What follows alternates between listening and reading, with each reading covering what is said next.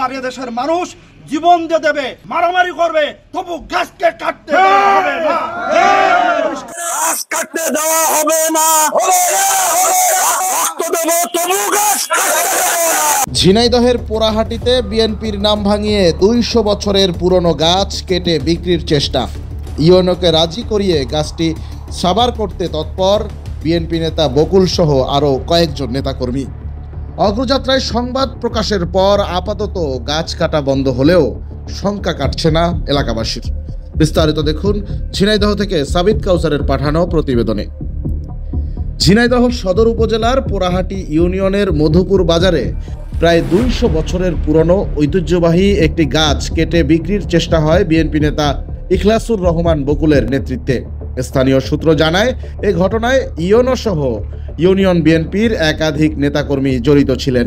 অভিযোগ রয়েছে, গত কয়েকদিন আগে পোড়াহাটি ইউনিয়নের ভারপ্রাপ্ত চেয়ারম্যান জাহাঙ্গীর মোল্লা, আলম মেম্বার, ইউনিয়ন বিএনপির সেক্রেটারি নুরাল এবং বাজার কমিটির সভাপতি ইখলাসুর রহমান বকুল মিলে গাছটি দখলে নিয়ে কাটতে গোপনে টেন্ডার প্রক্রিয়া চালান। চক্রটির পরিকল্পনা অনুযায়ী প্রায় 25 লাখ টাকার গাছটি মাত্র 1,40,000 টাকায় টেন্ডার করা হয় এবং পরবর্তীতে তা বিক্রিও করে দেওয়া হয়। শুধু অপেক্ষা ছিল গাছটি কেটে ফেলার। আর বলাই বাহুল্য, এ বিষয়ে তখন সায় দেন ঝিনাইদহ সদর উপজেলার ইউএনও হোসনে আরা। স্থানীয়রা জানান, শুরুতে সাধারণ জনগণ গাছ কাটায় বাধা দেয়। কয়েকশো মানুষ মিলে স্ট্যাম্পে লিখিত দেন, গাছ পড়ে দুর্ঘটনা ঘটলেও তারা দায় নেবেন। এরপর কিছুদিন গাছ কাটার কার্যক্রম বন্ধ থাকে। তবে রাজনৈতিক প্রভাব খাটিয়ে পরবর্তীতে গোপনে টেন্ডার সম্পন্ন করে বকুল। কিভাবে, কোন চক্রান্তে, কোন নেতার কোন নেতৃত্বে মাত্র 1,60,000 টাকায় গাছটা টেন্ডার করা হয়েছে। প্রথম কথা হলো যে টেন্ডার অত্যন্ত চক্রান্ত করে করা হয়েছে, তা না হলে 1,60,000 টাকা হয় না।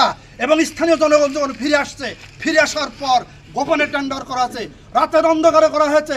কোনো রাজনৈতিক নেতা আছে কিনা, সরকার আছে কিনা, চক্রান্তকারী কারা, আমরা তাদেরকে বাহির করতে চাই। গাছ যদি কেউ কাটতে আসে, আমরা যদি আমাদের শরীরে রক্ত দিতে হয়, তবে আমরা এই গাছ রক্ষা করব। উল্লেখ্য, এই বকুল আগে টিসিবির মালামাল বিতরণে অনিয়মের অভিযোগে কারাদণ্ড ভোগ করেছেন। কারাগারে থাকা অবস্থায় তার স্বাক্ষর নকল করে গাছ কাটার আবেদন করা হয়েছিল বলে স্থানীয়রা অভিযোগ করেন। ওদিকে গাছ কাটার বিষয়টি নিয়ে অগ্রযাত্রায় সংবাদ প্রকাশের পর ঝিনাইদহ সদর উপজেলার ইউএনও হোসনে আরা তড়িঘড়ি করে গাছ বিক্রির কার্যক্রম বন্ধ করে টেন্ডার স্থগিত করেন। ফলে ইতিহাস ও ঐতিহ্যের সাক্ষী 200 বছরের পুরনো গাছটি আপাতত রক্ষা পেলেও এর ভবিষ্যৎ নিয়ে শঙ্কা প্রকাশ করেছেন স্থানীয়রা।